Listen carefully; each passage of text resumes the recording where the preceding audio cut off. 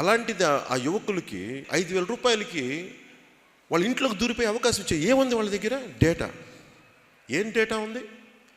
మీ ఇంట్లో ఎంతమంది ఉంటారు, మీ ఆధార్ కార్డు తెలుసు, ఎంత ఆదాయాలు వస్తాయో తెలుసు, ఎంతమంది పిల్లలు, ఎవరికి పెళ్ళయింది, ఎవరికి పెళ్ళి అవ్వలేదు, ఎక్కడ చదువుతున్నారు, వీళ్ళు పొద్దున్న లేస్తే ఎక్కడికి వెళ్తారు, ఎక్కడికి తిరిగి వస్తారు, వీళ్ళకి ప్రేమలు ఉన్నాయా, భార్యాభర్తల మధ్య గొడవలు ఉన్నాయా, భర్త బయటికి వెళ్తే భార్య ఏం చేస్తుంది, భర్త బయటికి వెళ్తే భర్త ఎక్కడ తిరుగుతాడు.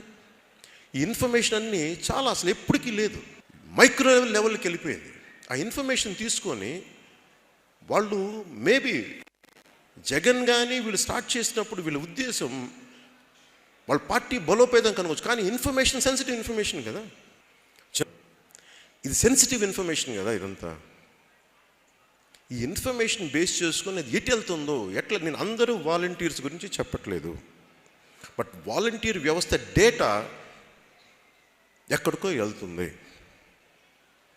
ప్రతి చోట వాలంటీర్ వ్యవస్థను ఏమంటున్నారంటే బాగున్నారా బ్యాచ్ అంటారంట. బాగున్నారా, ప్రభుత్వం మీకు వ్యతిరేకంగా లేదుగా, అంత బాగానే ఉన్నాయి, పథకాలు ఇస్తున్నాయి కదా అంటే ఏంటుంది అందులో? బెదిరిస్తున్నారు. నువ్వు మీకు ఆల్రెడీ ఇన్ని వ్యవస్థలు ఎందుకు ఉన్నాయి కదా, పంచాయతీరాజ్ వ్యవస్థ ఉంది, రెవెన్యూ వ్యవస్థ ఉంది, కలెక్టర్లు ఉన్నారు, సబ్ కలెక్టర్ ఉన్నారు, జాయింట్ కలెక్టర్స్ ఉన్నారు, ఎంఆర్ఓలు ఉన్నారు. ఇంతమంది ఉండి కూడా మళ్ళీ ఇంకొక సమాంతర వ్యవస్థ దేనికి?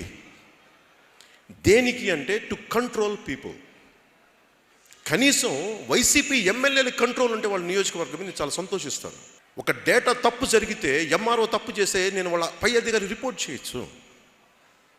10 మంది 5,000 రూపాయలు తీసుకునే వాళ్ళలో కొద్ది మంది కనుక తప్పు చేస్తే నేను ఎవరికి చెప్పుకోను? నేను ఒక తండ్రిని, నాకు 2 ఆడపిల్లలు ఉన్నారు, నేను ఒక గ్రామంలో ఉన్నాను.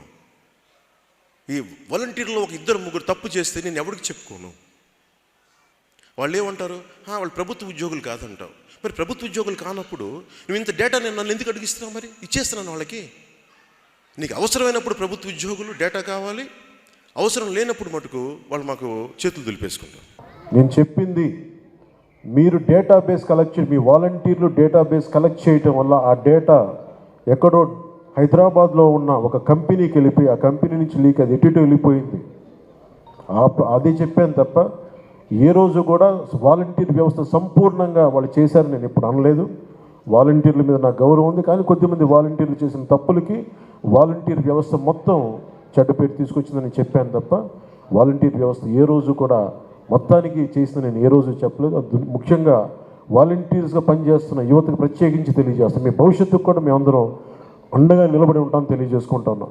ఈ ఉద్దేశంలో ఈ క్రమంలో జగన్ గారు ఒక నిజమైతే చెప్పారు, 33,000 మంది ఆడపిల్లలు ఆంధ్రప్రదేశ్ నుంచి అదృశ్యం అయితే ఆయనైతే చెప్పారు.